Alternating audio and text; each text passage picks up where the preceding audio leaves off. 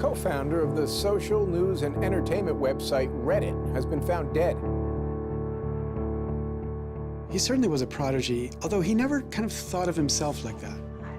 He was totally unexcited about starting businesses and making money. There's a profound sense of loss tonight in Highland Park, Aaron Swartz' hometown, as loved ones say goodbye to one of the internet's brightest lights. Open access and computer activists are mourning his loss. An astonishing intellect. You talk to people who knew him. He was killed by the government, and MIT betrayed all of its basic principles. They wanted to make an example out of him, okay? Governments have an insatiable desire to control. He was potentially facing 35 years in prison and a $1 million fine. Raising questions of prosecutorial zeal, and I would say even misconduct. Have you looked into that particular matter and reached any conclusions? Growing up, I slowly had this process of realizing that all the things around me that people had told me were just the natural way things were, the way things always would be, they weren't natural at all. They were things that could be changed, and they were things that, more importantly, were wrong and should change. And once I realized that, there was really kind of no going back.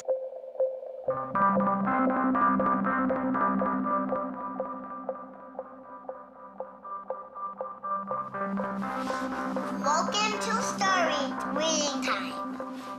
The name of the book is Paddington at the Fair.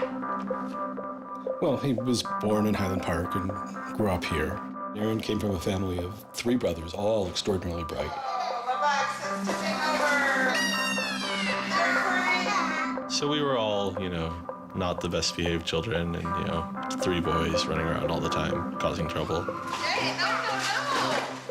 Aaron, what? But I've come to the realization Aaron learned how to learn at a very young age. 1, 2, 3, 4, 5, 6, 7, 8, 9, 10.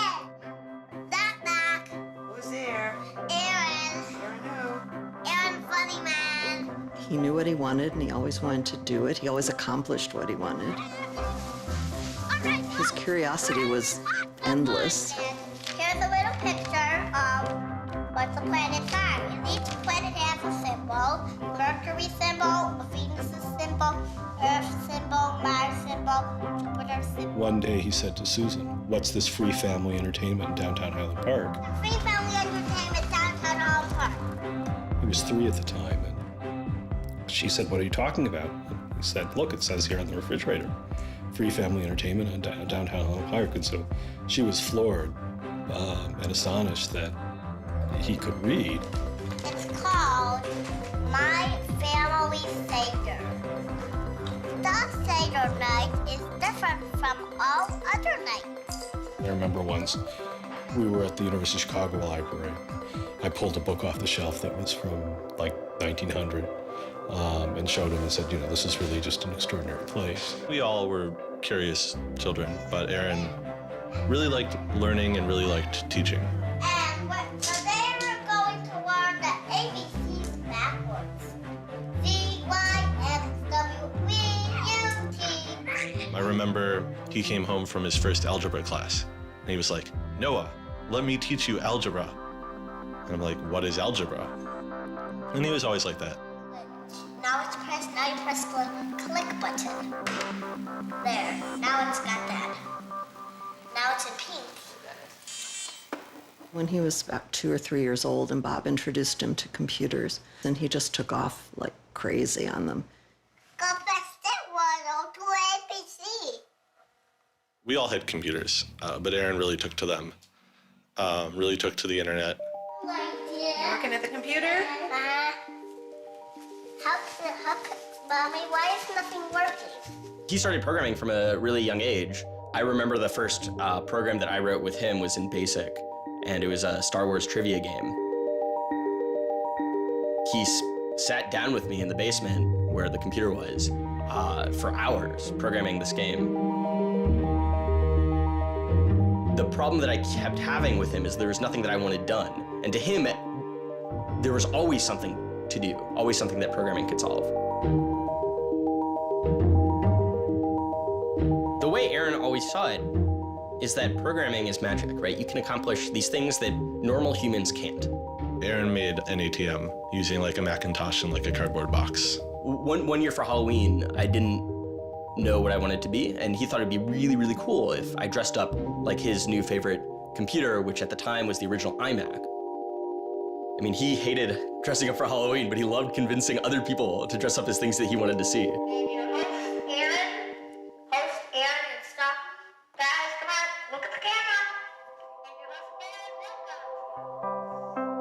He made this website called The Info, where people can just fill in information. Like, I'm sure someone out there knows all about gold leafing. Why don't they write about that on this website? And then other people could come at a later point and read that information and edit the information if they thought it was bad. Not too dissimilar from Wikipedia, right? And this was before Wikipedia had begun, and this was developed by a 12-year-old in his room by himself, running on, this tiny server using ancient technology. And one of the teachers responds like, "This is a terrible idea. You can't just let anyone author the encyclopedia. The whole reason we have scholars is to write these books for us. How could you ever have such a terrible idea?" Me and my other brother would be like, "Oh, yeah, Wikipedia is cool, but we had that in our house like 5 years ago." Aaron's website, theinfo.org, wins a school competition hosted by the Cambridge-based web design firm Ars Digita. We all went to Cambridge for when he won the Ars Digita Prize, and we had no clue what Aaron was doing. It was obvious that the prize was really important. Aaron soon became involved with online programming communities, then in the process of shaping a new tool for the web. He comes up to me, it's like, "Ben, there's this really awesome thing that I'm working on. You need to hear about it." I'm like, "Yeah, what is it?" He says, "It's this thing called RSS." And he explains to me what RSS is. I'm like, why is that useful, Aaron? Is any site using it? Why would I want to use it? There was this mailing list for people who were working on RSS and XML more generally. And there was a person on it named Aaron Swartz who was combative but very smart and who had lots of good ideas. And he didn't ever come to the face-to-face meetings. And they said, when are you going to come out to one of these face-to-face meetings? And he said, I don't think my mom would let me. I'm 14, I just turned 14. And so their first reaction was, well, this colleague we've been working with all year was 13 years old while we were working with him, and he's only 14 now. And their second reaction was, Christ, we really want to meet him. That's extraordinary. He was part of the committee that drafted RSS. What he was doing was to help build the plumbing for modern hypertext. And the piece that he was working on, RSS, was a tool that you can use to get summaries of things that are going on in other web pages. Most commonly, you would use this for a blog. You might have 10 or 20 people's blogs you want to read. You use their RSS feeds, these summaries of what's going on those other pages, to create a unified list of all the stuff that's going on. Aaron was really young, but he understood the technology and he saw that it was imperfect and looked for ways to help make it better.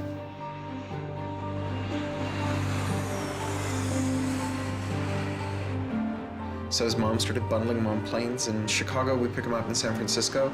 We'd introduce him to interesting people to argue with, and we'd marvel at his horrific eating habits. He only ate white food, only steamed rice and not fried rice because that wasn't sufficiently white, and white bread and so on. And you kind of marvel at this, the quality of the debate emerging from this, what appeared to be a small boy's mouth. And you think, this is a kid who's really going to go somewhere if he doesn't die of scurvy. Aaron, you're up. I think the difference is that now you can't make companies like Doc was saying. You can't have companies that just, let's sell dog food over the internet, let's sell dog food over cell phones. But there's still a lot of innovation going on. I think if you don't see the innovation, maybe your head is in the sand.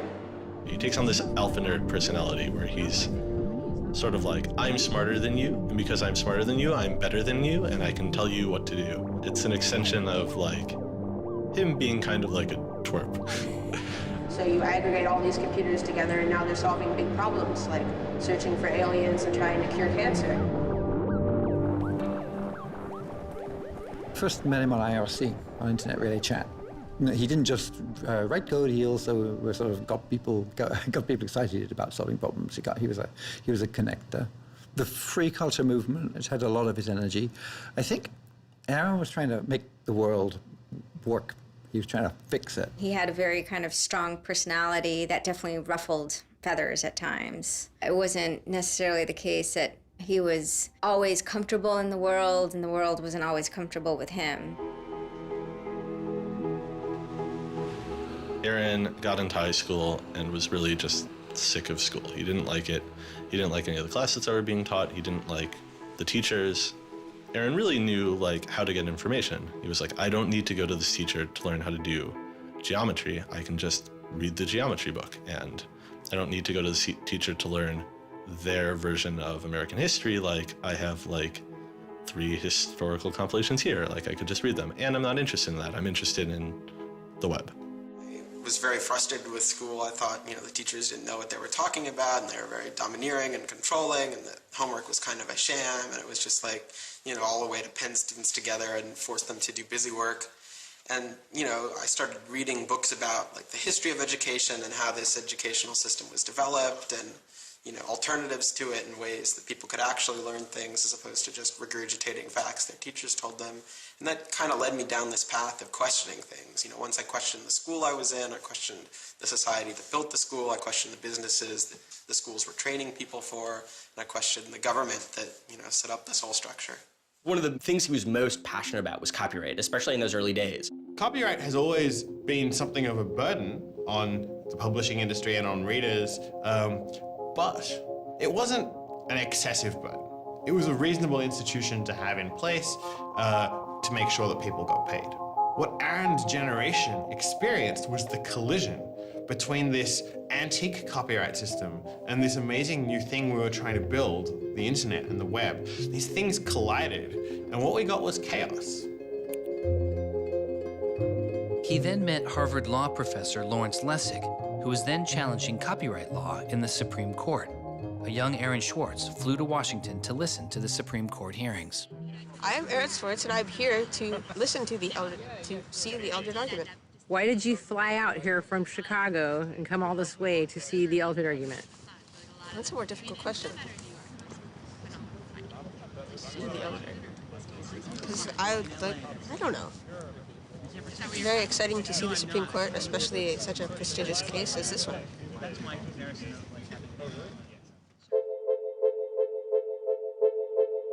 Lessig was also moving forward with a new way to define copyright on the internet. It was called Creative Commons. So the simple idea of Creative Commons is to give people, creators, a simple way to mark their creativity with the freedoms they intended to carry. So if copyright is all about all rights reserved, then this is a kind of some rights reserved model. It's I want a simple way to say to you, here's what you can do with my work, even if there are other things which you need to get my permission before you could do. And Aaron's role was the computer part. How do you architect the licenses so they would be simple and understandable and expressed in a way that machines could process it? And people are like, why do you have this, 15-year-old kid writing the specifications for the Creative Commons? Don't you think that's a huge mistake? And Larry's like, the biggest mistake we would have is not listening to this kid.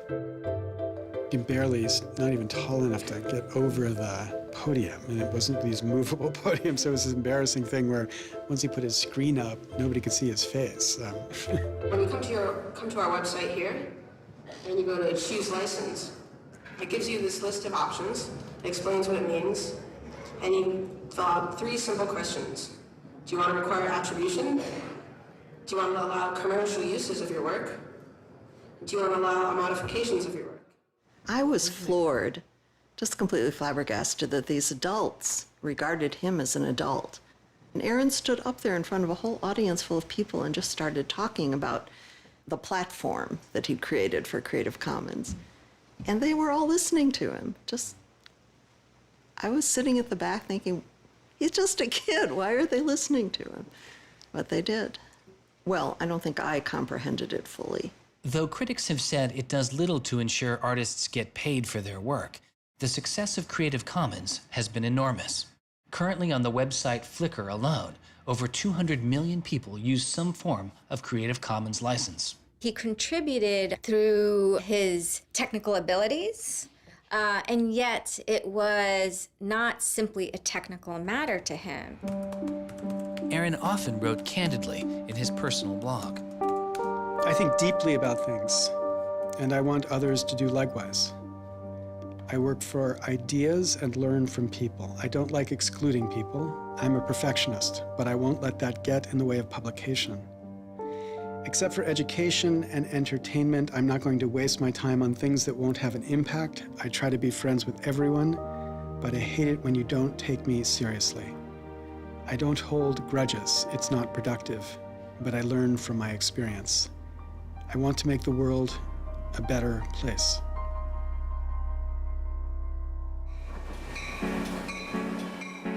In 2004, Swartz leaves Highland Park and enrolls in Stanford University. He had had ulcerative colitis, which was very troubling, and we were concerned about him taking his medication. He got hospitalized, and he would take this cocktail of pills every day. And one of those pills was a steroid, which stunted his growth and made him feel different from many of the other students.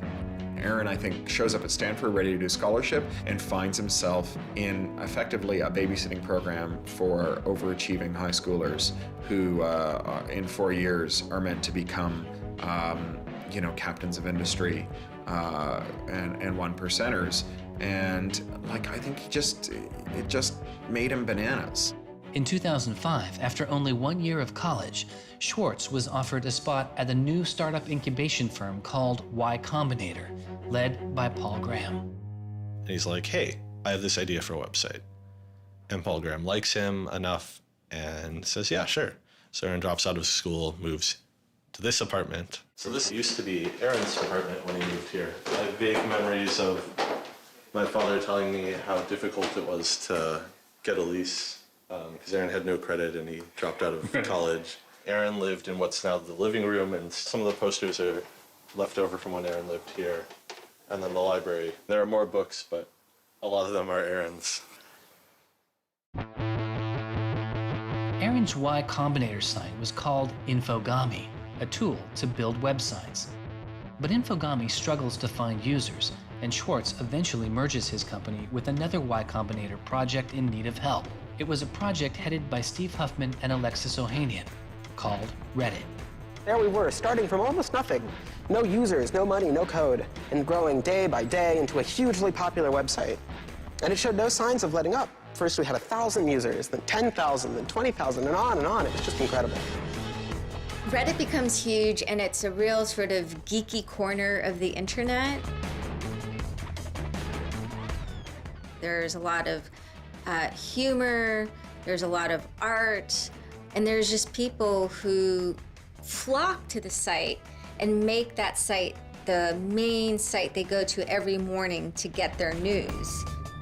Reddit kind of just borders on chaos at some level. So on the one hand, it's a place where people discuss news of the day, technology, politics, and issues. And yet there is a lot of kind of not safe for work material, offensive material. There's some subreddits where trolls find a welcome home.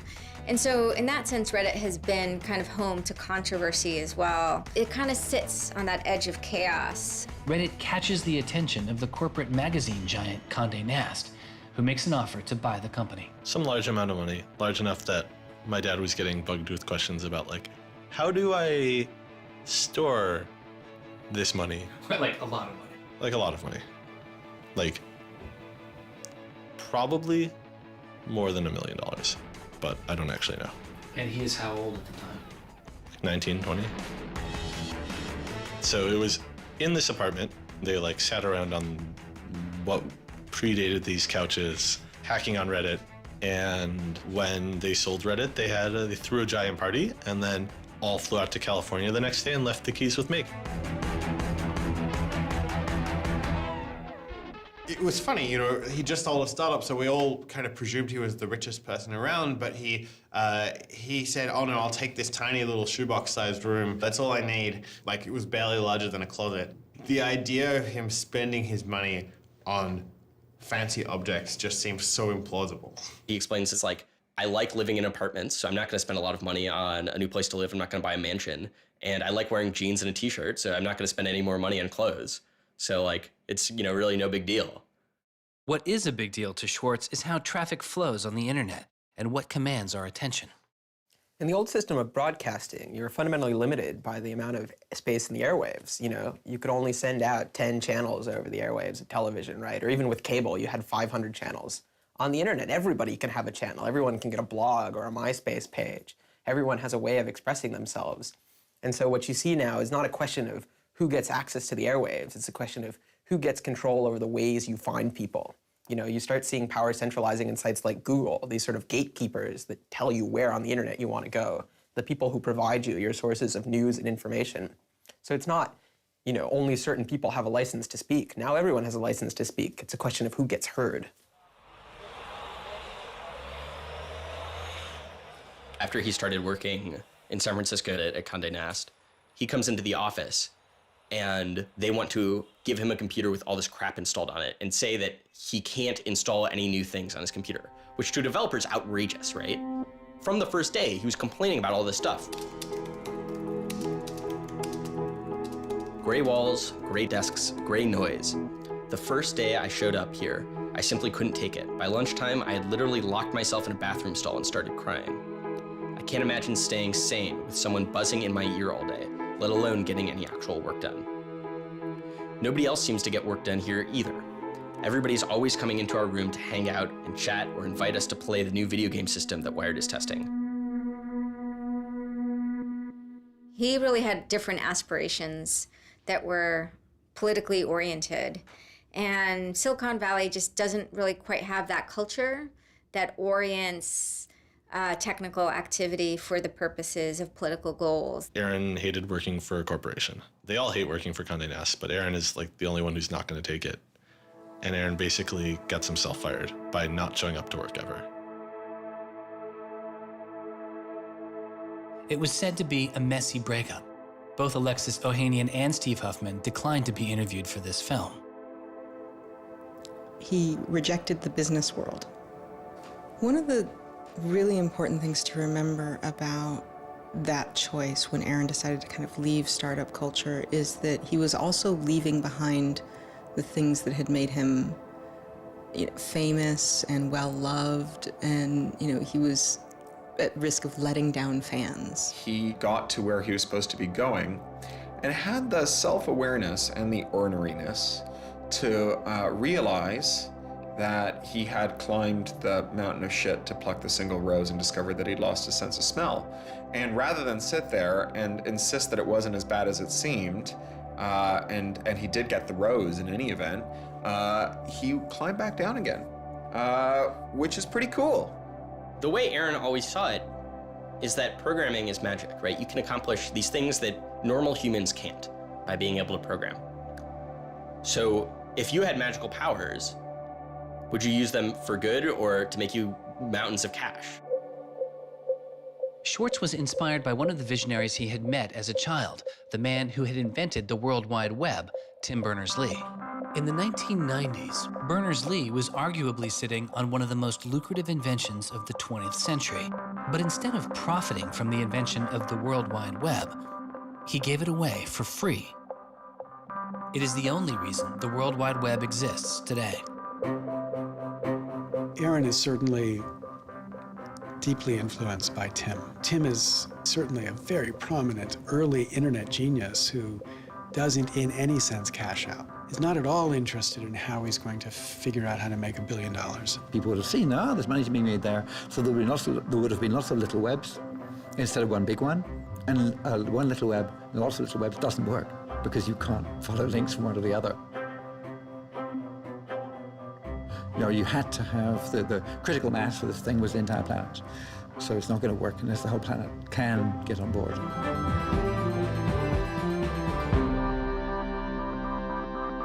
I mean, I feel very strongly that it's not enough to just live in the world as it is, to just kind of take what you're given and, follow the things that adults told you to do and that, your parents told you to do and that society tells you to do.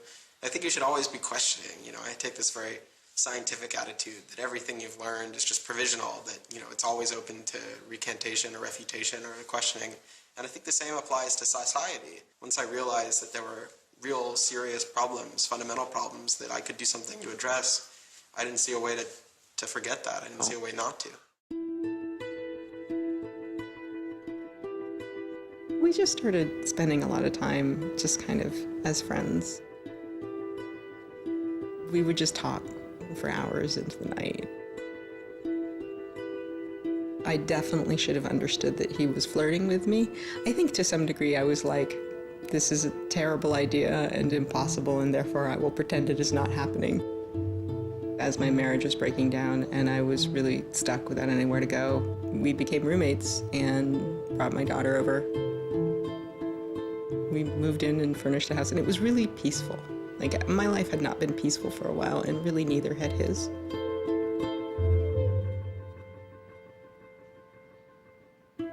We were extremely close from the beginning of our romantic relationship. We were in constant contact, but we're both really difficult people to deal with.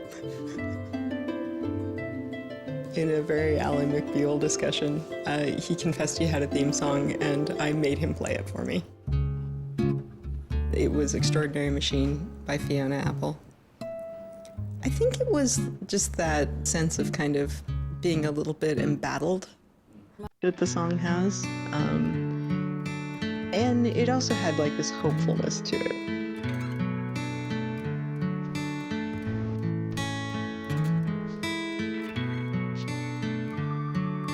Because in many ways, Aaron was tremendously optimistic about life.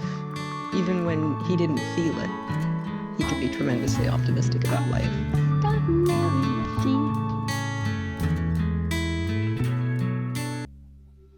What are you doing? Flickr has video now. Swartz threw his energy into a string of new projects involving access to public information, including an accountability website called watchdog.net and a project called the Open Library.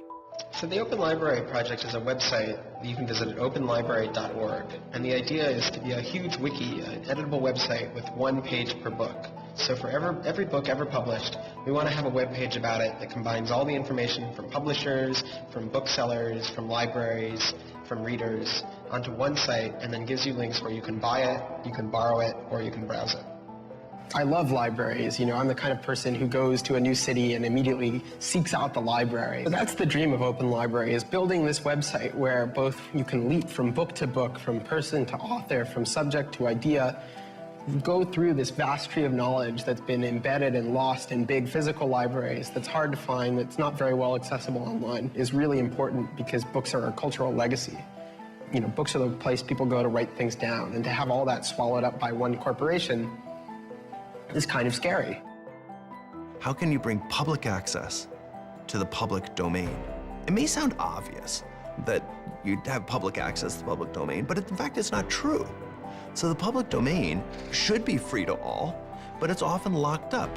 There's often, guard cages. It's like having a national park, but with a moat around it and gun turrets pointed out in case somebody might want to actually come and enjoy the public domain. One of the things Aaron was particularly interested in is bringing public access to the public domain. This is one of the things that got him into so much trouble. I had been trying to get access to federal court records in the United States. What I discovered was a puzzling system called PACER, which stands for Public Access to Court Electronic Records. I started Googling, and that's when I ran across Carl Malamud. Access to legal materials in the United States is a $10 billion per year business. PACER is just this incredible abomination of government service. It's 10 cents a page. It's this most brain-dead code you've ever seen. You can't search it. You can't bookmark anything. You got to have a credit card. And these are public records. It's U.S. district courts are very important. It's where a lot of our seminal litigation starts, civil rights cases, patent cases, all sorts of stuff. And journalists and students and citizens and lawyers all need access to PACER, and it fights them every step of the way. People without means can't see the law as readily as people that have that Gold American Express card. It's a poll tax on access to justice. The law is the operating system of our democracy, and you have to pay to see it. That's not much of a democracy. They make about $120 million a year on the PACER system, and it doesn't cost anything near that, according to their own records. In fact, it's illegal. The E-Government Act of 2002 states that the courts may charge only to the extent necessary in order to reimburse the costs of running PACER.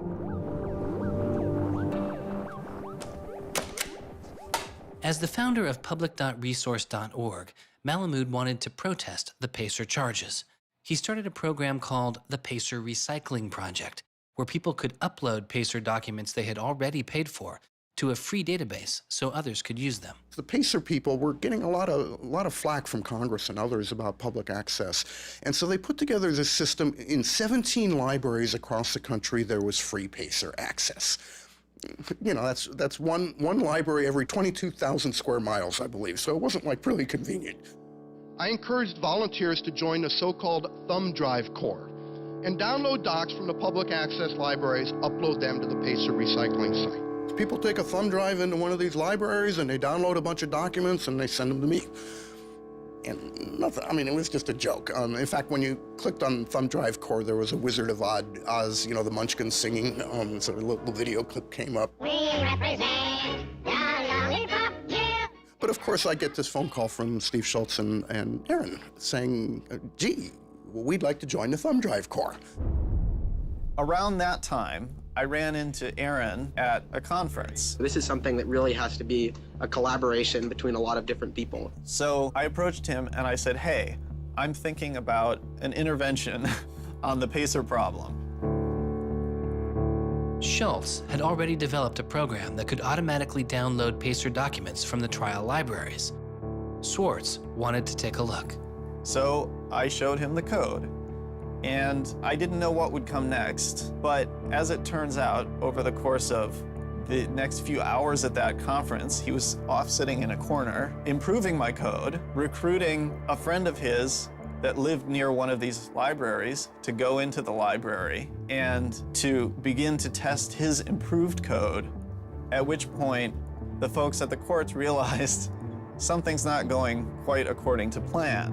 And data started to come in and come in and come in, and soon there were 760 gigabytes of PACER docs, about 20 million pages.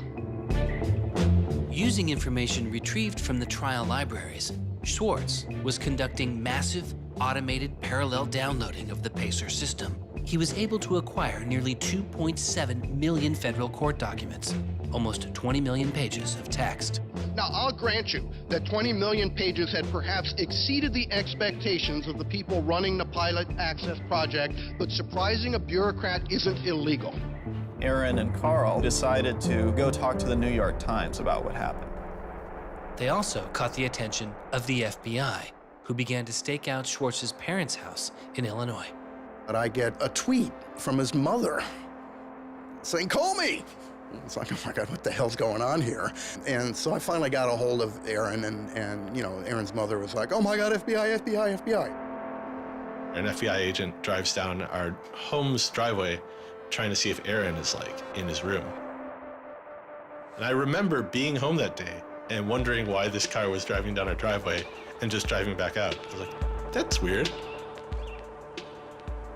5 years later, I read this FBI file and I'm like, oh my goodness. That was the FBI agent in my driveway. He was terrified. He was totally terrified. He was way more terrified after the FBI actually called him up on the phone and tried to sucker him into coming down to a coffee shop without a lawyer. He said he went home and laid down on the bed and was shaking. The downloading also uncovered massive privacy violations in the court documents. Ultimately, the courts were forced to change their policies as a result. And the FBI closed their investigation without bringing charges.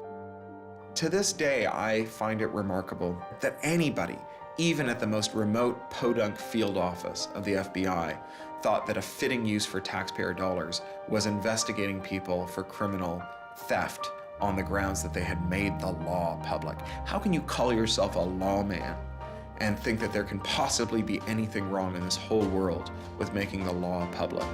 Aaron was willing to put himself at risk for the causes that he believed in. Bothered by wealth disparity, Swartz moves beyond technology and into a broader range of political causes. I went into Congress and I invited him to come and hang out and intern for us for a while so that he could learn, the political process. He was sort of learning about a new community, a new set of skills, and kind of learning to hack politics. It seems ridiculous that miners should have to hammer away until their whole bodies are dripping with sweat, faced with the knowledge that if they dare to stop, they won't be able to put food on the table that night, while I get to make larger and larger amounts of money each day just by sitting and watching TV. But apparently the world is ridiculous.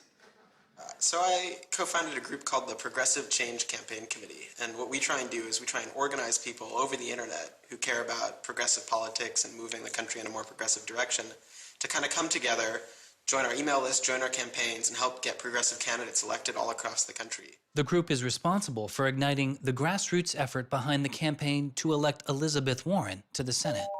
He might have thought it was a dumb system, but he came in and he said, I need to learn this system because it can be manipulated like any social system. But his passion for knowledge in libraries didn't take a back seat.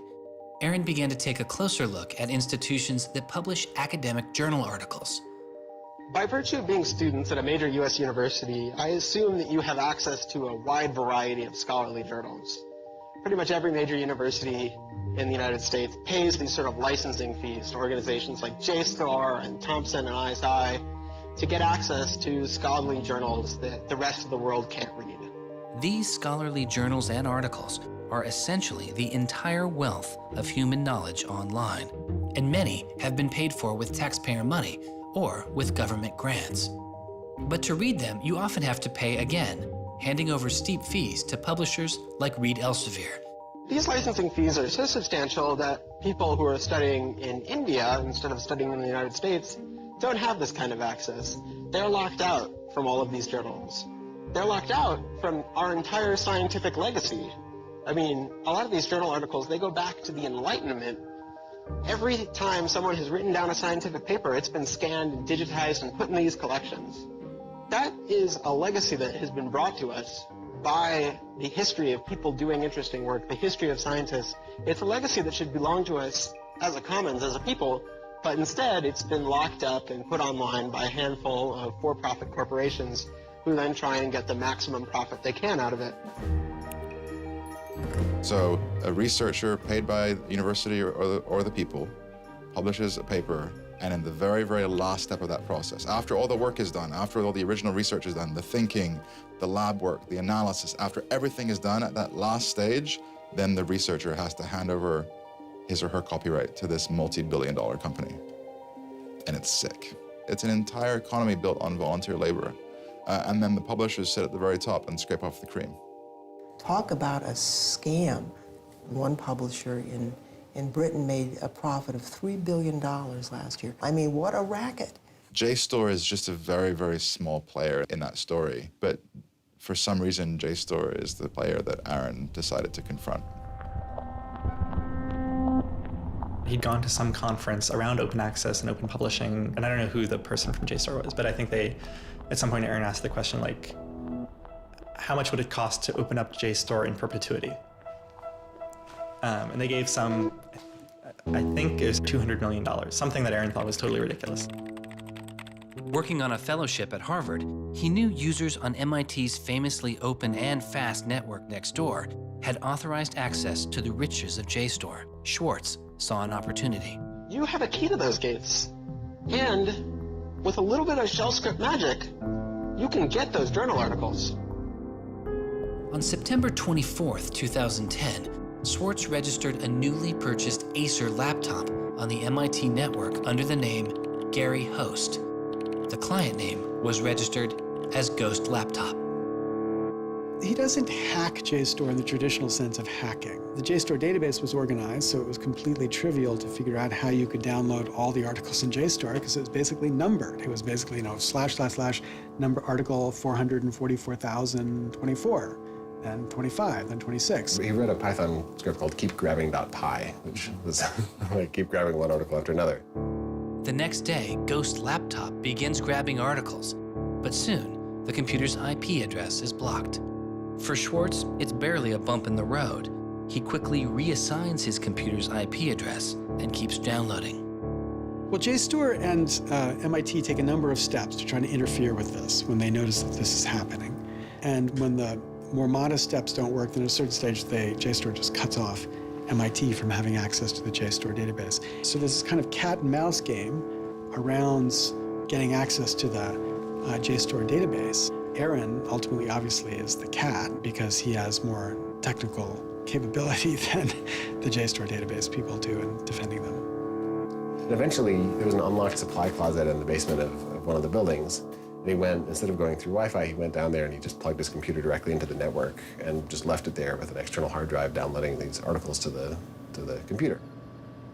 Unknown to Swartz, his laptop and hard drive had been found by authorities. They didn't stop the downloads. Instead, they installed a surveillance camera. They found the computer in this room in the basement of an MIT building. They could have unplugged it. They could have waited for the guy to come back and said, dude, what are you doing? Cut it out. Who are you? And they could have done all that kind of stuff, but they didn't. What they wanted to do was film it to gather evidence to make a case. That's the only reason you film something like that.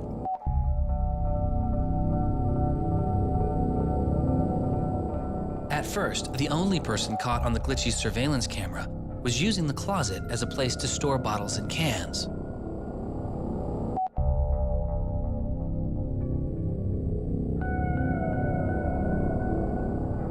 But days later, it caught Swartz.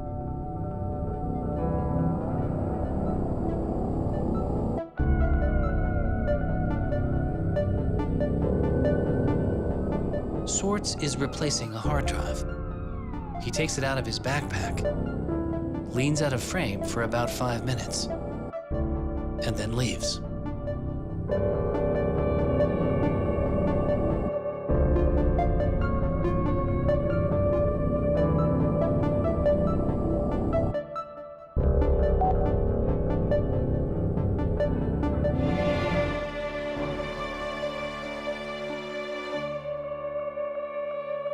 And then they organized a stakeout where as he was biking home from MIT, these cops came out from either side of the road or something like that and started going after him. He describes that he was pressed down and assaulted by the police. He tells me that it's unclear that they were police that were after him. He thought that someone was trying to attack him. He does tell me they beat him up. I was just devastated. The notion of any kind of criminal prosecution of anyone in our family or anything was so foreign and incomprehensible, I didn't know what to do. Well, they execute search warrants at Aaron's house, his apartment in Cambridge, and his office at Harvard. 2 days before the arrest, the investigation had gone beyond JSTOR and the local Cambridge police. It had been taken over by the United States Secret Service. The Secret Service began investigating computer and credit card fraud in 1984, but 6 weeks after the attack on 9/11, their role expanded. President Bush used the Patriot Act to establish a network of what they called electronic crimes task forces. The bill before me takes account of the new realities and dangers posed by modern terrorists. According to the Secret Service, they are primarily engaged in activity with economic impact, organized criminal groups, or use of schemes involving new technology. The Secret Service turned Swartz's case over to the Boston U.S. Attorney's Office. There was a guy in the U.S. Attorney's Office who had the title head of the Computer Crimes Division or Task Force. I don't know what else he had going, but you're certainly not much of a computer crimes prosecutor without a computer crime to prosecute. So he jumped on it, kept it for himself, didn't assign it to someone else within the office or the unit, and that's Steve Hyman. Prosecutor Stephen Hyman has been largely out of public view since the arrest of Aaron Swartz, but he can be seen here in an episode of the television show American Greed, filmed around the time of Aaron's arrest. He is describing his previous case against the notorious hacker Alberto Gonzalez, a case that garnered Hyman enormous press attention and accolades. Gonzalez masterminded the theft of over 100 million credit card and ATM numbers, the largest such fraud in history. Here, Hyman, describing Gonzalez, gives his view on the hacker mindset. These guys are driven by a lot of the same things that we're driven by. They have an ego, they like challenge, and of course they like money and everything you can get from money. One of the suspects implicated in the Gonzalez case was a young hacker named Jonathan James. Believing Gonzalez's crimes would be pinned on him, James committed suicide during the investigation. In an early press release describing the government's position in the case of Aaron Swartz, Hyman's boss, U.S. Attorney for the District of Massachusetts Carmen Ortiz, said this: "Stealing is stealing, whether you use a computer command or a crowbar, and whether you take documents, data, or dollars." It's not true. It's obviously not true. I'm not saying it's harmless, and I'm not saying that we shouldn't criminalize stealing of information, but you've got to be much more subtle in trying to figure out exactly which kinds of harms are harmful here. So the thing about a crowbar is every time I break into a place with a crowbar, I do damage. There's no doubt about it. But when Aaron writes a script that says download, download, download 100 times in a second, there's no obvious damage to anybody. If he does that for the purpose of gathering archive to do academic research on it, there is never any damage to anybody. He wasn't stealing, he wasn't selling what he got or giving it away. He was making a point, as far as I could tell. The arrest took its toll on Swartz. He just wouldn't talk about it. And he's like very stressed. If you thought like the FBI was like going to come to your doorstep any day, anytime you went down the hall, even to do your laundry, and they would break into your apartment because you left the door unlocked, like, I'd be pretty stressed. And it was clear. And so Aaron was always sort of like in like a dour mood.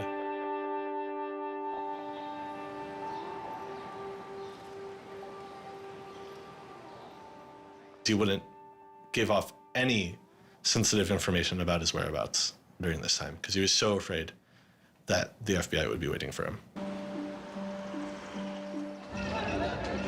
It was a time of unprecedented social and political activism.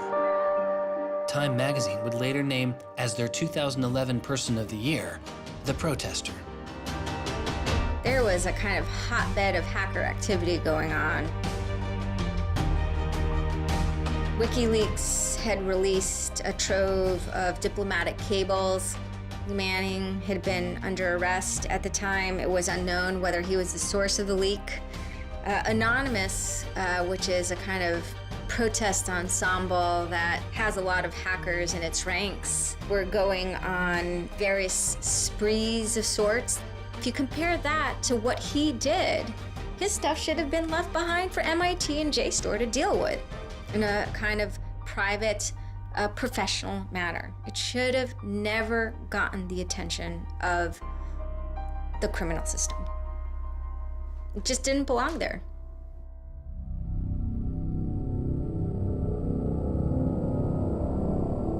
Before he was indicted, Swartz was offered a plea deal that involved 3 months in prison, time in a halfway house, and a year of home detention, all without the use of a computer.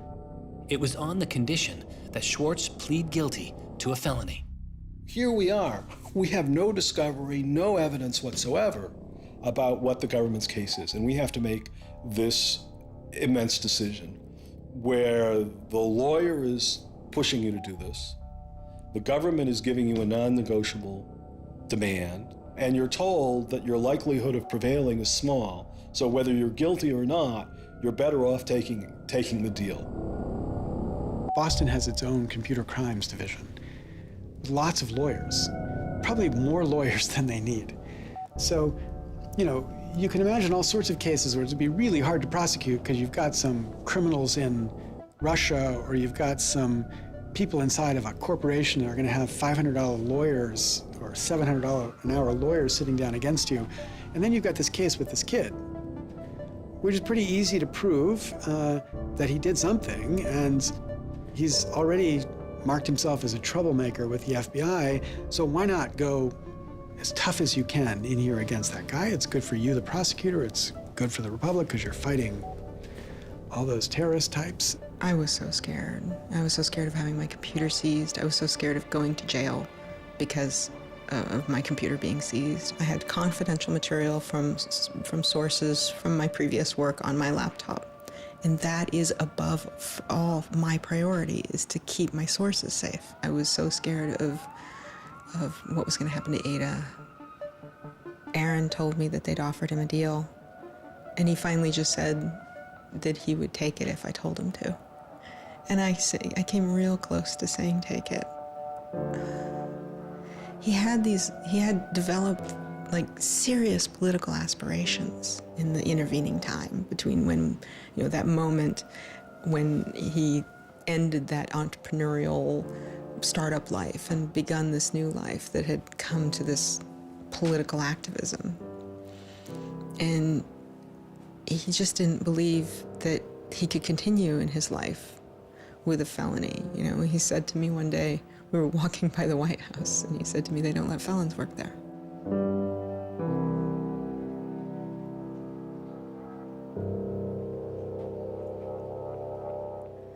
And he really wanted that to be his life.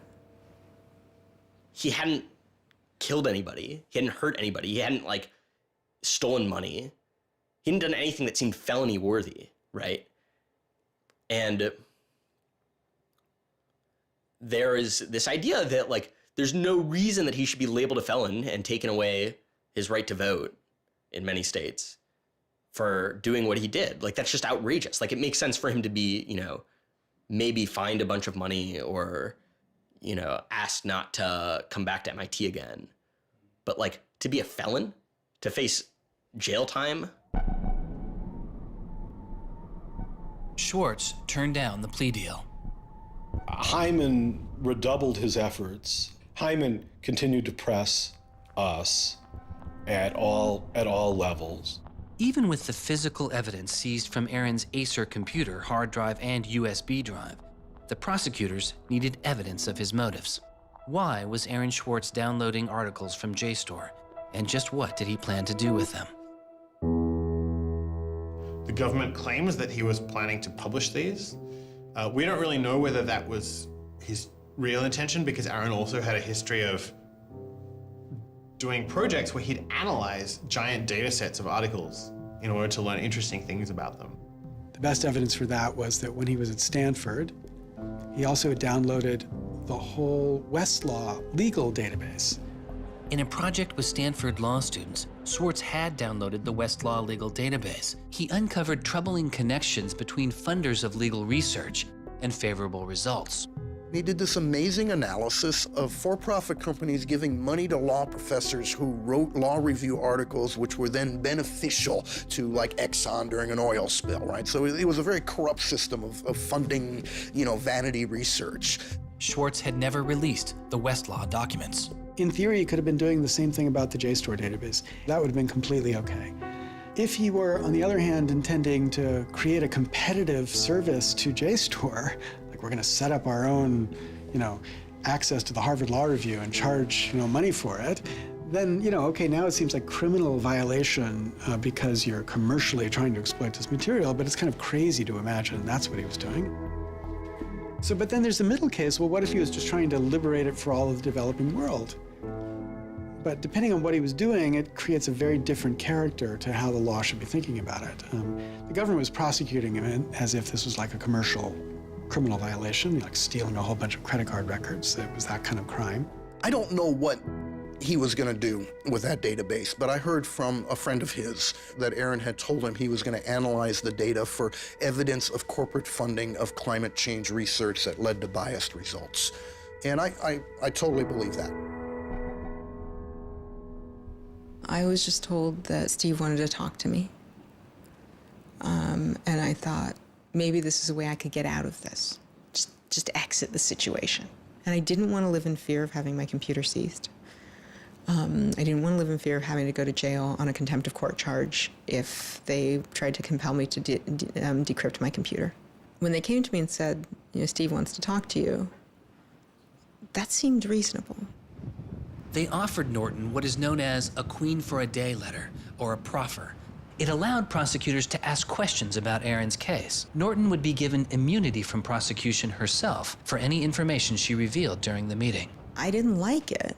I told my lawyers repeatedly that this seemed fishy. I didn't like this. I didn't want immunity. I didn't need immunity. I hadn't done anything. But they were really, really stringent that they did not want me meeting the prosecutor without immunity. But just to be clear, this is a Queen for a Day deal, a proffer. Right, a proffer letter. In which you basically handed information over to them in exchange for protection from prosecution.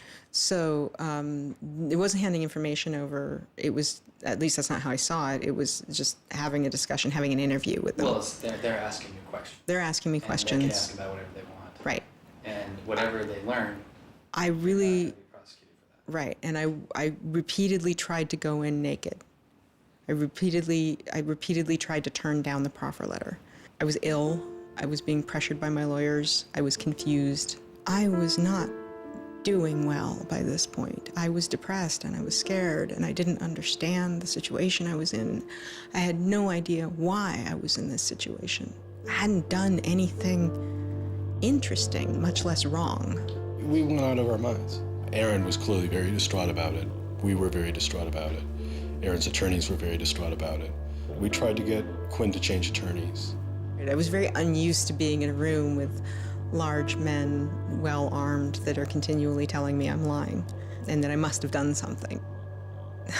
I told them that this thing that they were prosecuting wasn't a crime. I told them that they were on the wrong side of history. I used that phrase. I said, you're on the wrong side of history. And they looked bored. They didn't even look angry. They just looked bored. And it began to occur to me that we weren't having the same conversation. I mean, I told them plenty of things about, why people would download journal articles, and eventually, I don't remember what was around it. I mentioned that he'd done this blog post, the Guerrilla Open Access Manifesto. This is the Guerrilla Open Access Manifesto, supposedly written in July 2008 in Italy. Information is power. But like all power, there are those who want to keep it for themselves. The world's entire scientific and cultural heritage, published over centuries in books and journals, is increasingly being digitized and locked up by a handful of private corporations. Meanwhile, those who have been locked out are not standing idly by. You've been sneaking through holes and climbing over fences, liberating the information locked up by the publishers and sharing them with your friends. But all this action goes on in the dark, hidden underground. It's called stealing or piracy, as if sharing a wealth of knowledge were the moral equivalent of plundering a ship and murdering its crew. But sharing isn't immoral, it's a moral imperative. Only those blinded by greed would refuse to let a friend make a copy. There's no justice in following unjust laws. It's time to come into the light and, in the grand tradition of civil disobedience, declare our opposition to this private theft of public culture. The manifesto itself was allegedly written by 4 different people and also edited by Norton. But it was Swartz who had signed his name to it. When it's over, I go immediately to Aaron and tell him everything I can remember about it. And he gets very angry. The things that I'd done shouldn't have added up that way. I hadn't done anything wrong, and everything had gone wrong. But I was never...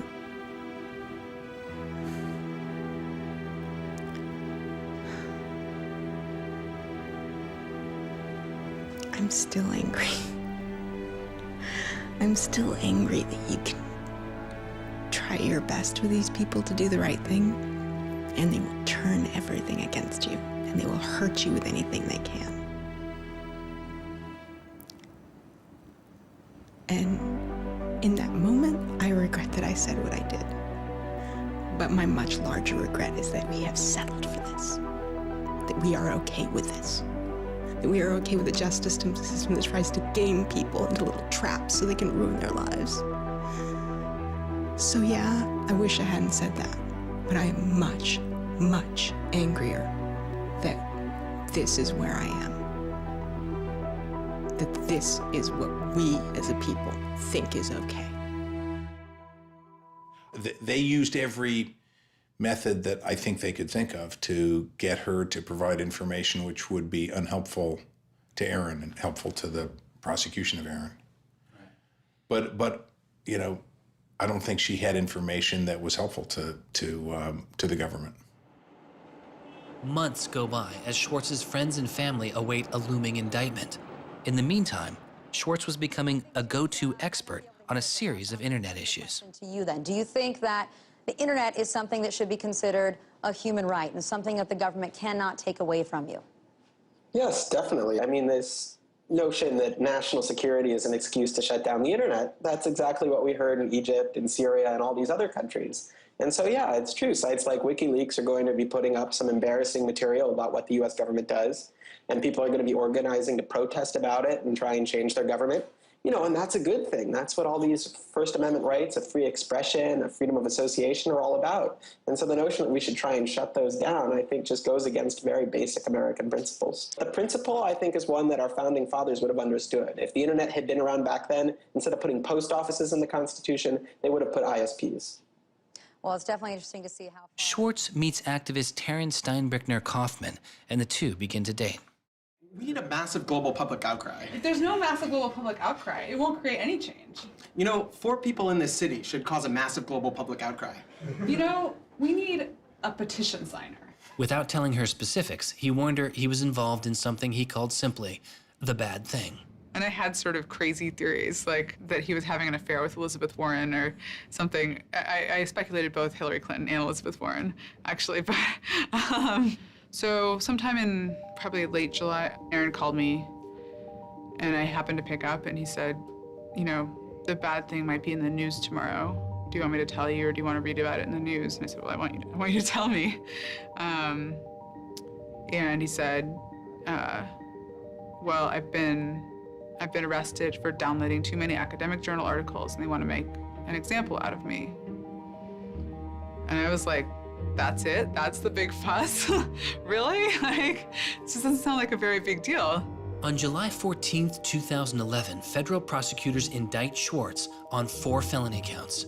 He gets indicted on the same day that like 2 people in England who are part of LufSec get arrested, and like a few other real hackers. And Aaron is just like someone who kind of looks like a hacker, enough that they can like, you know, put his head on a stake and like put it on the gates. Aaron went to surrender, and they arrested him. They then strip searched him, took away his shoelaces, took away his belt, and left him in solitary confinement. The District of Massachusetts United States Attorney's Office released a statement saying Swartz faces up to 35 years in prison, to be followed by 3 years of supervised release, restitution, forfeiture, and a fine of up to $1 million. He is released on $100,000 bail. The same day, the primary victim in the case, JSTOR, formally drops all charges against Swartz and declines to pursue the case. JSTOR, they weren't our friends, they weren't helpful or friendly to us, but they also were just kind of like, we're not part of this. JSTOR and their parent company, Ithaca, also sidestepped requests to talk with this film. But at the time, they released a statement saying it was the government's decision whether to prosecute, not JSTOR's.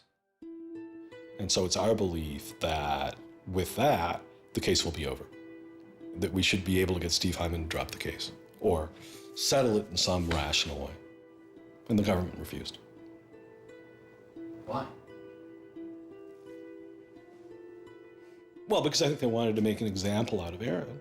And they said they wanted to, the reason why they wouldn't move on requiring a felony conviction and jail time was that they wanted to use this case as a case of for deterrence. They told us that. They told you that? Yes. This was going to be an example? Yes. He was going to be an example? Yes. Steve Hyman said that. Deterring who? Like, there's other people out there running around logging onto JSTOR and downloading the articles to make a political statement. I mean, who are they deterring? It would be easier to understand the Obama administration's posture of supposedly being for deterrence if this was an administration that, for instance, prosecuted arguably the biggest economic crime that this country has seen in the last 100 years, the crimes that were committed that led to the financial crisis on Wall Street. When you start deploying the non-controversial idea of deterrence only selectively, you stop making a dispassionate analysis of lawbreaking, and you started deciding to deploy law enforcement resources specifically on the basis of political ideology. And that's not just undemocratic, it's supposed to be un-American. Prosecutor Stephen Hyman later reportedly told MIT's outside counsel that the straw that broke the camel's back was a press release sent out by an organization Swartz founded called Demand Progress. According to the MIT account, Hyman reacted to the short statement of support, calling it a wild internet campaign and a foolish move that moved the case from a human one-on-one level to an institutional level. That was a poisonous combination. A prosecutor who didn't want to lose face, who had a political career in the offing maybe, and didn't want to have this come back and haunt them. You spent how many tax dollars arresting someone for taking too many books out of the library and they got your ass handed to you in court? No way. I then moved to try to put pressure on MIT in various ways to get them to go to the government and request the government to stop the prosecution. What is MIT's reaction to that? There doesn't seem to be any reaction from MIT at that point.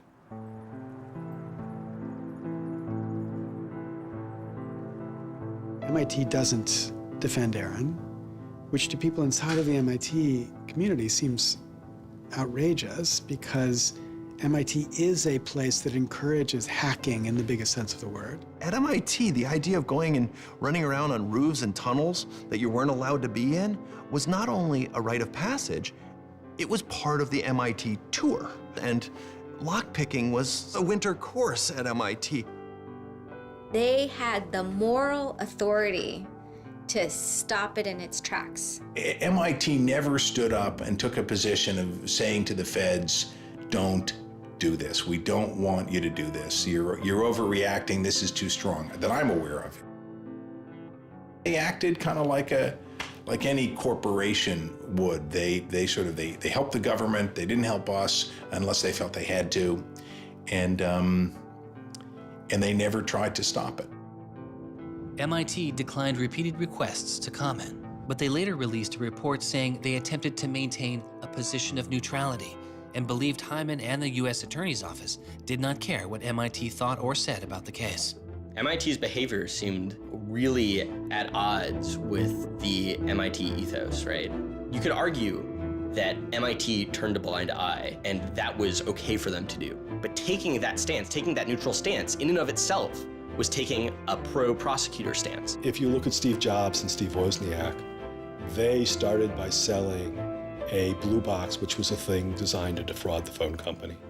If you look at Bill Gates and Paul Allen, they initially started their business by using computer time at Harvard, which was pretty clearly against the rules. The difference between Aaron and the people I just mentioned is that Aaron wanted to make the world a better place. He didn't just want to make money. Swartz continues to be outspoken on a variety of internet issues. You know, the reason the internet works is because of the competitive marketplace of ideas. And what we need to be focusing on is getting more information about our government, more accessibility, more discussion, more debate. But instead, it seems like what Congress is focused on is shutting things down. Aaron thought he could change the world just by explaining the world very clearly to people. Flame can literally control your computer and make it spy on you. Welcome, Aaron. Good to have you back on the show here. You know, just like spies used to in olden days, put microphones and tap what people were saying, now they're using computers to do the same things. Schwartz's political activity continues, his attention turning to a bill moving through Congress designed to curb online piracy. It was called SOPA. Activists like Peter Eckersley saw it as an enormous overreach, threatening the technical integrity of the internet itself. And one of the first things I did was to call Aaron. I said, can we do a big online campaign against this? This isn't a bill about copyright. It's not? No, he said. It's a bill about the freedom to connect. Now I was listening. And he thought about it for a while and then said yes. And he went and founded Demand Progress. Demand Progress is an online activism organization. We've got around 1.5 million members now, but started in the fall of 2010. Aaron was one of the most prominent people in a community of people who helped lead organizing around social justice issues at the federal level in this country. SOPA was the bill that was intended to curtail online piracy of music and movies, but what it did was basically take a sledgehammer to a problem that needed a scalpel. If passed, the law would allow a company to cut off finances to entire websites without due process, or even to force Google to exclude their links. All they needed was a single claim of copyright infringement. It pitted the titans of traditional media against a new and now far more sophisticated remix culture. It makes everyone who runs a website into a policeman. And if they don't do their job of making sure nobody on their site uses it for anything that's even potentially illegal, the entire site can get shut down without even so much as a trial. This was over the top. I mean, this was a catastrophe. This bill poses a serious threat to speech and civil liberties for all who use the internet. There were only a handful of us who said, look, we're not for piracy either, but it makes no sense to destroy the architecture of the internet, the domain name system, and so much that makes it free and open in the name of fighting piracy. And Aaron got that right away. The freedoms guaranteed in our Constitution, the freedoms our country had been built on, would be suddenly deleted. New technology, instead of bringing us greater freedom, would have snuffed out fundamental rights we'd always taken for granted. And I realized that day, talking to Peter, that I couldn't let that happen. When SOPA was introduced in October 2011, it was considered inevitable. Our strategy when it first came out was to hopefully slow the bill down, maybe weaken it a little bit, but even we didn't think that we would be able to stop this bill. Having worked in Washington, what you learn is that typically in Washington, the legislative fights are fights between different sets of corporate moneyed interests. They're all duking it out to pass legislation. And the fights that are the closest are when you have one set of corporate interests against another set of corporate interests, and they're financially equally matched in terms of campaign contributions and lobbying. Those are the closest ones. The ones that aren't even fights, typically, are ones where all the money is on one side, all the corporations are on one side, and it's just millions of people on the other side. I haven't seen anything like PIPA and SOPA in all my time in public service. There were more than 40 United States senators on that bill as co-sponsors. So there were already a long, long way to getting the 60 votes to have it clear all the procedural hoops. Even I began to doubt myself. It was a rough period. Swartz and Demand Progress were able to marshal enormous support, using traditional outreach combined with commonly used voice over IP to make it very easy for people to call Congress. I've never met anybody else who was able to operate at his level, both on the technological side and on the campaign strategy side. Millions of people contacted Congress and signed anti-SOPA petitions. Congress was caught off guard. There was just something about watching those clueless members of Congress debate the bill, watching them insist they could regulate the internet and a bunch of nerds couldn't possibly stop them. I am not a nerd. I'm just not enough of a nerd. Maybe we ought to ask some nerds what this thing really does. Let's have a hearing, bring in the nerds. Really?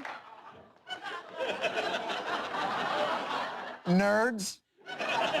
You know, I think actually the word you're looking for is experts.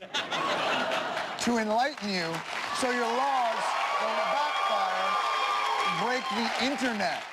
We use the term geek, but we're allowed to use that because we are geeks. The fact that it got as far as it did without them talking to any technical experts reflects the fact that there is a problem in this town. I'm looking for somebody to come before this body and testify in a hearing and say, this is why they're wrong.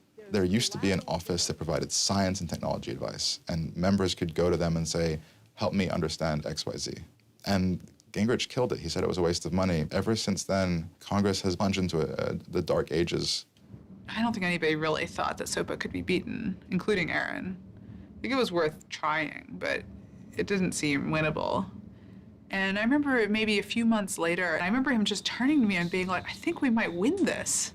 And I was like, that would be amazing. Calls to Congress continue. When the domain hosting site GoDaddy becomes a supporter of the bill, tens of thousands of users transferred their domain names in protest. Within a week, a humbled GoDaddy reverses their position on SOPA. When the Congress people that supported the record and movie industries realized that there was this backlash, they kind of scaled the bill back a little bit. You could see the curve happening. You could see that our arguments were starting to resonate. It was like Aaron had been striking a match and it was being blown out. Striking another one was being blown out. And finally he'd managed to catch enough kindling that the flame actually caught, and then it turned into this roaring blaze. On January 16th, 2012, the White House issued a statement saying they didn't support the bill. And then this happened. I'm a big believer that we should be dealing with issues of piracy and we should deal with them in a serious way, but this bill is not the right bill.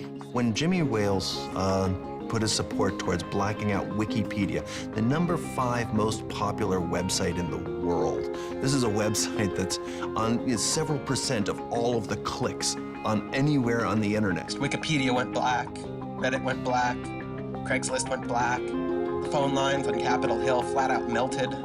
Members of Congress started rushing to issue statements retracting their support for the bill that they were promoting just a couple days ago. Within 24 hours, the number of opponents of SOPA in Congress went from this to this. To see congressmen and senators slowly flip sides throughout the day of the blackout was pretty unbelievable. There was like a 100 representative swing. And that was when, as hard as it was for me to believe, after all this, we had won. The thing that everyone said was impossible, that some of the biggest companies in the world had written off as kind of a pipe dream, had happened. We did it. We won. This is a historic week in internet politics, maybe American politics. The thing that we heard from people in Washington, D.C., from staffers on Capitol Hill was they received more emails and more phone calls on SOPA blackout day than they'd ever received about anything. I think that was an extremely exciting moment. This was the moment when the internet had grown up politically. It was exhilarating because it's hard to believe it actually happened. It's hard to believe a bill with so much financial power behind it didn't simply sail through the Congress. And not only did it not sail through, it didn't pass at all. It's easy sometimes to feel like you're powerless, like when you come out in the streets and you march and you yell and nobody hears you. But I'm here to tell you today, you are powerful. So yeah, maybe sometimes you feel like you're not being listened to, but I'm here to tell you that you are. You are being listened to. You are making a difference. You can stop this bill if you don't stop fighting. Stop PIPA. Stop SOPA. Some of the biggest internet companies, to put it frankly, would benefit from a world in which their little competitors could get censored. We can't let that happen. For him, it was more important to be sure that you made a small change than to play a small part in a big change. But SOPA was like playing a major part in a major change. And so for him, it was kind of this proof of concept, like, okay, what I want to do with my life is change the world. I think about it in this really scientific way of like, I'm measuring my impact. And this shows that it's possible, right? That the thing that I want to do with my life is possible. I have proved that I can do it, that I, Aaron Swartz, can change the world. For a guy who never really thought he had done much, which was Aaron, it was one of the few moments where you could really see that he felt like he had done something good. Feeling like here is his maybe one and only victory lap. Everyone said there was no way we could stop SOPA. We stopped it. This is 3 outrageously good victories, and the year isn't even over yet. I mean, if there's a time to be positive, it's now. You know, he wins at SOPA a year after he's arrested It's not unambiguously happy moments. There's a lot going on. He's so attuned towards participating in the political process, you can't stop him. The list of organizations Swartz founded or co-founded is enormous. And years before Edward Snowden would expose widespread internet surveillance, Swartz was already concerned. It is shocking to think that the accountability is so lax that they don't even have sort of basic statistics about how big the spying program is. And if the answer is, oh, we're spying on so many people we can't possibly even count them, then that's an awful lot of people, right? It would be one thing if they said, look, you know, we know the number of telephones we're spying on, we don't know exactly how many real people that corresponds to, but they just came back and said, we can't give you a number at all. That's pretty, I mean, it's scary is what it is. Well, that's scary. You know, they put incredible pressure on him, took away his, you know, all of the money he had made. They, you know, threatened to take away his physical freedom. Why'd they do it, you know? I mean, well, why are they going after whistleblowers, you know? Why are they going after people who tell the, you know, who tell the truth about all sorts of things? I mean, from the banks to the, you know, to war, to just sort of government transparency. So secrecy serves those who are already in power. And we are living in an era of secrecy that coincides with an era where the government is doing also a lot of things that are probably illegal and unconstitutional. So those two things are not coincidences. It's very clear that this technology has been developed not for small countries overseas, but right here for use in the United States by the U.S. government. The problem with the spying program is it's this sort of long, slow expansion, you know, going back to the Nixon administration, right? Obviously, it became big after 9/11 under George W. Bush, and Obama has continued to expand it, and the problems have slowly grown worse and worse. But there's never been this moment you can point to, say, okay, we need to galvanize opposition today because today is when it matters. Instead, it's mattered for. The prosecution, in my estimation, of Aaron Swartz was about sending a particular laser-like message to a group of people that the Obama administration sees as politically threatening. And that is essentially the hacker, the information, and the democracy activist community. And the message that the Obama administration wanted to send to that particular community was, in my estimation, we know you have the ability to make trouble for the establishment.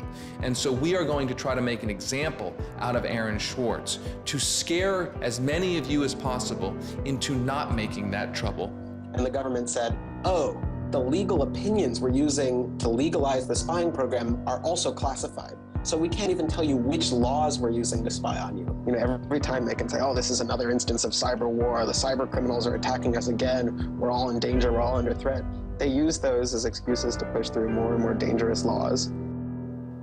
And so just to follow that up, like personally, how do you feel the fight is going, I guess? It's up to you. I know, but we gotta like, you know. You know, there's sort of these two polarizing perspectives, right? Everything is great. The internet has created all this freedom and liberty and everything's gonna be fantastic. Or everything is terrible. The internet has created all these tools for cracking down and spying and, you know, controlling what we say. And I think both are true, right? The internet has done both. And both are kind of amazing and astonishing. And which one will win out in the long run is up to us. It doesn't make sense to say, oh, one is doing better than the other. You know, they're both true. And it's up to us which ones we emphasize and which ones we take advantage of, because they're both there and they're both always going to be there.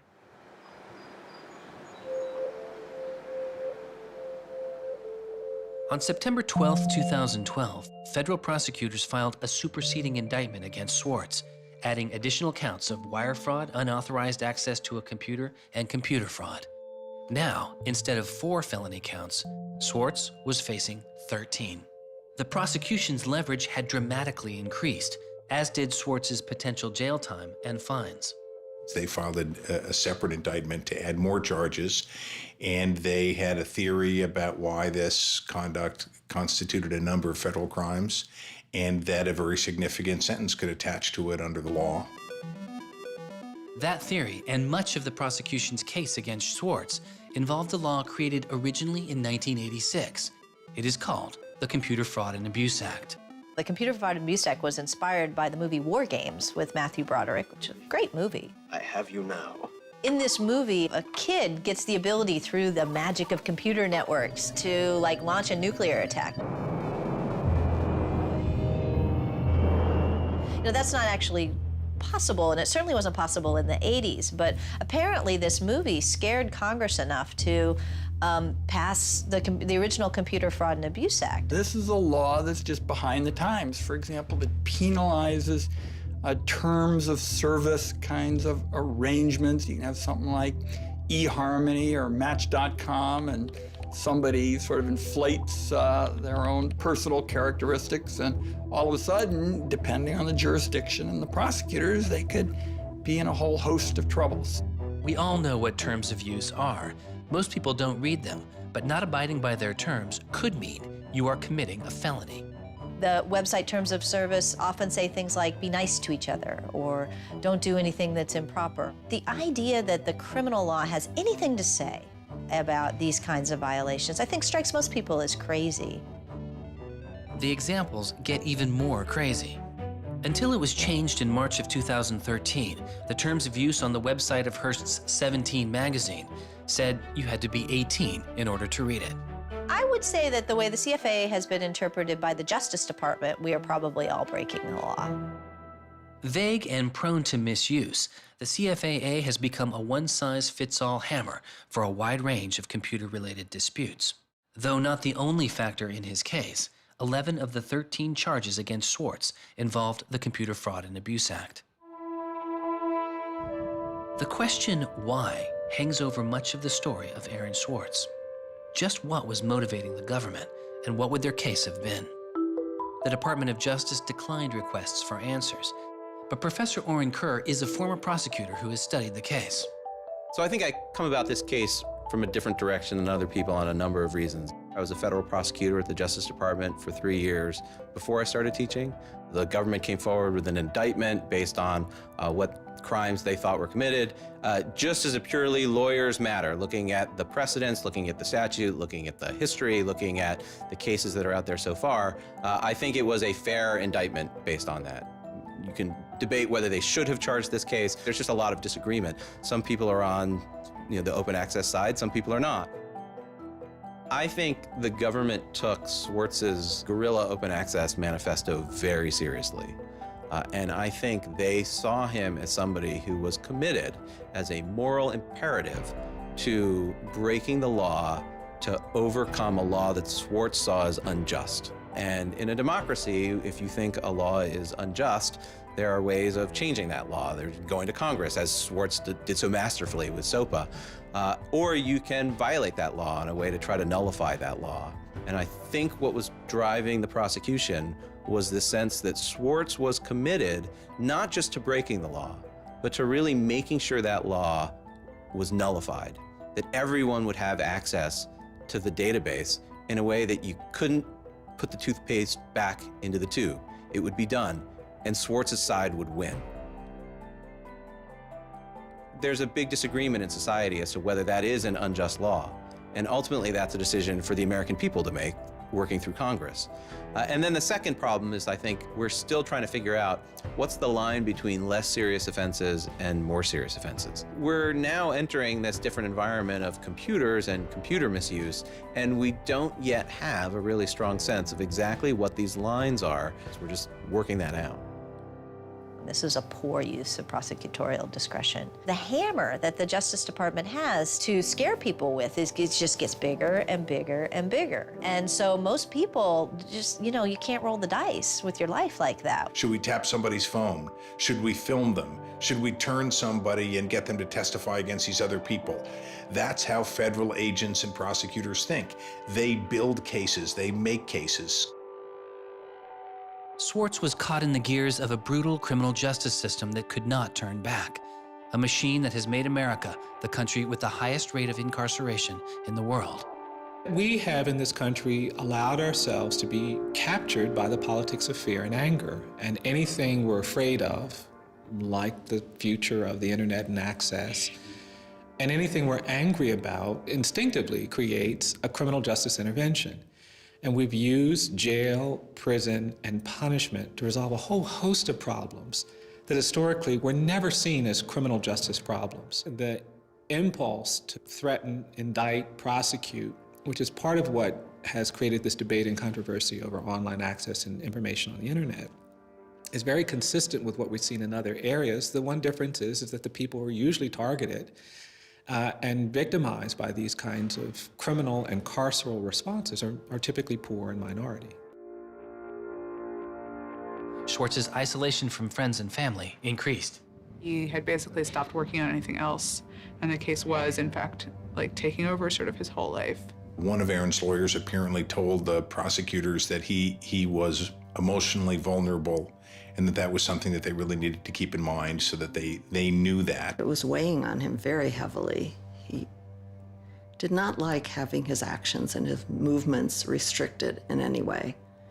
And the threat of jail, which they pounded him with a lot, was terrifying to him. Completely exhausted his financial resources, and it cost us a lot of money also, and he raised a substantial amount of money. So it was, it was in the millions of dollars. The legal defense Yes, was in millions. yes. Yeah, I think he didn't want to be a burden to people. I think that was a factor. Like, I have my normal life, and then I have this shitty thing I have to deal with. And I try to keep the two of them as separate as possible. But they were just beginning to blur together, and everything was becoming shitty. Swartz faced a tough choice that was only getting tougher. Do you admit guilt and move on with your life, or do you fight a broken system? With his legal case, the answer was simple. He rejects the final plea deal, and a trial date is set. Aaron was resolute that he didn't want to knuckle under and accept something that he didn't believe was fair, but I also think he was scared.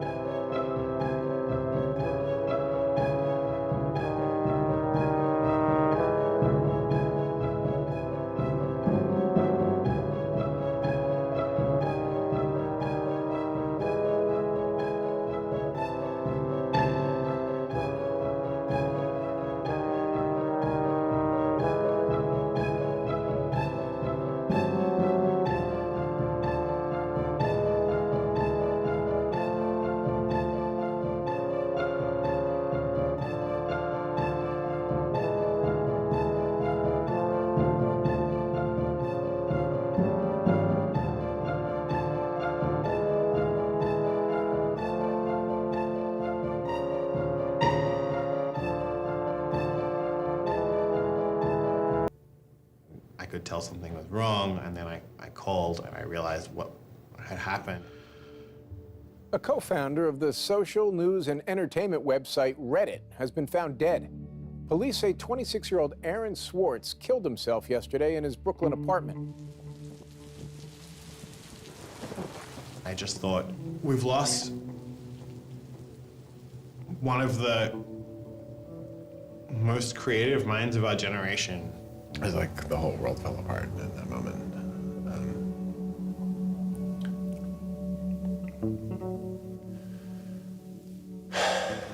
It was one of the hardest nights of my life.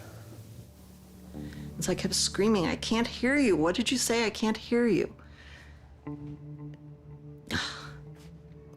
I can't, that's it.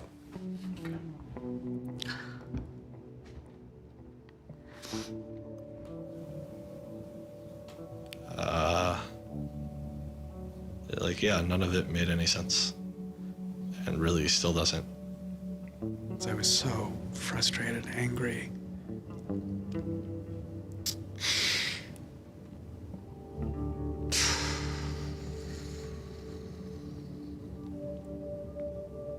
I tried to explain it to my kids. My 3-year-old told me that the doctors would fix him.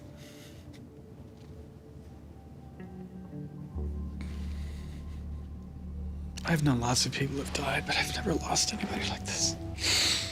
Because everybody feels, and I do too, there's so much we could have more to do. Like, I just didn't know he was there. I didn't know this was what he was suffering, and he was part of me. And I just wanted it to not be real. And then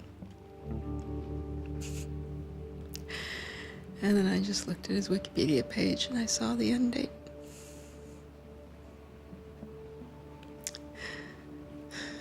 To 2013.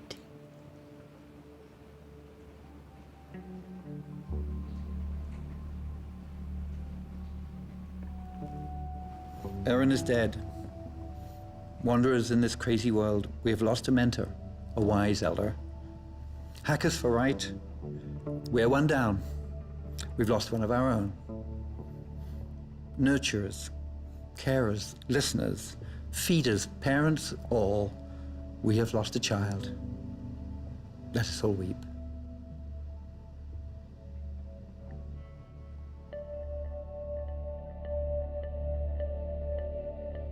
my first thought was, well, what if nobody even notices?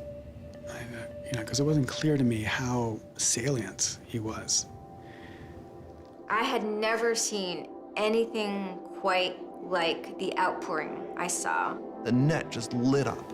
I mean, everyone was trying to explain it in their own way, but I've never seen people grieve on Twitter before. People were visibly grieving online.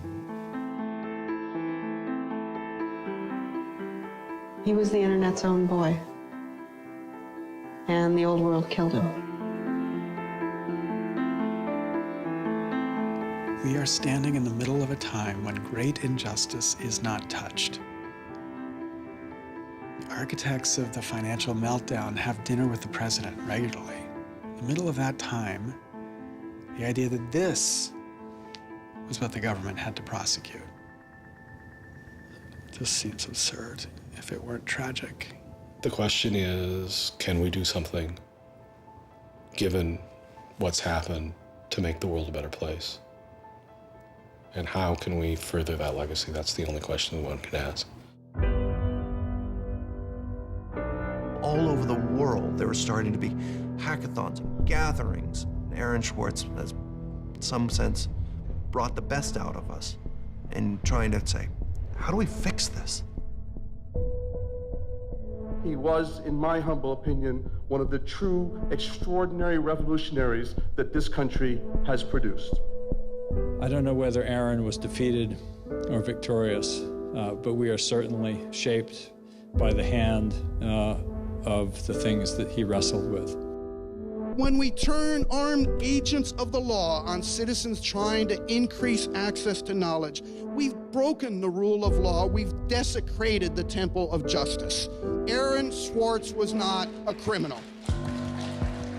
Change does not roll in on the wheels of inevitability, it comes through continuous struggle. Aaron really could do magic. And I'm dedicated to making sure that his magic doesn't end with his death. He believed that he could change the world, and he was right. Out of the last week and out of today, phoenixes are already rising. Since Swartz's death, Representative Zoe Lofgren and Senator Ron Wyden have introduced legislation that would reform the Computer Fraud and Abuse Act, the outdated law that formed the majority of the charges against Swartz. It's called Aaron's Law. Aaron believed that, you literally ought to be asking yourself all of the time, what is the most important thing I could be working on in the world right now? And if you're not working on that, why aren't you? This is what democracy looks like. We are the people. Internet freedom is under attack. What do we do? Stand up like that. Internet freedom is under attack. What do we do? Hey, hey, go home. Our Northeast has got to go. Hey, hey. I wish we could change the past, but we cannot. but we can change the future, and we must. We must do so for Aaron. We must do so for ourselves. We must do so to make our world a better place, a more humane place, a place where justice works and access to knowledge becomes a human right. So there was a kid back in February from Baltimore, 14 years old, who had access to JSTOR. And he'd been spelunking through JSTOR after reading something. And he figured out a way to do early tests for pancreatic cancer. And pancreatic cancer kills the shit out of you because we detect it way too late. By the time we detect it, it's already too late to do anything about it. He sent emails off to the entire oncology department at Johns Hopkins, you know, hundreds of them. And every 14-year-old kid, yeah. And most of them ignored it, right? But one of them sent him an email back and said, this is not an entirely stupid idea. Why don't you come on over? And this kid worked evenings and weekends with this researcher. And in February, I heard him on the news, just a couple of weeks after Aaron died, when Aaron was in the news a lot. Sorry. And he said the reason he was on the news is because they'd done it. They were shipping an early test for pancreatic cancer that was going to save lives. And he said, this is why what Aaron did was so important. Because you never know, right? This truth of the universe is not only something that policymakers use to figure out, you know, what the speed limit should be. It's where the thing that's going to keep, you know, your kid from dying of pancreatic cancer comes from. And without access, the person who might come up with the thing that's got your number on it may never find that answer. He slept so well, he didn't fall out of bed once, not even when he dreamed he was back on the spacecraft. Very good, Aaron. Very good. Yay, Aaron. Okay. Now it's song time.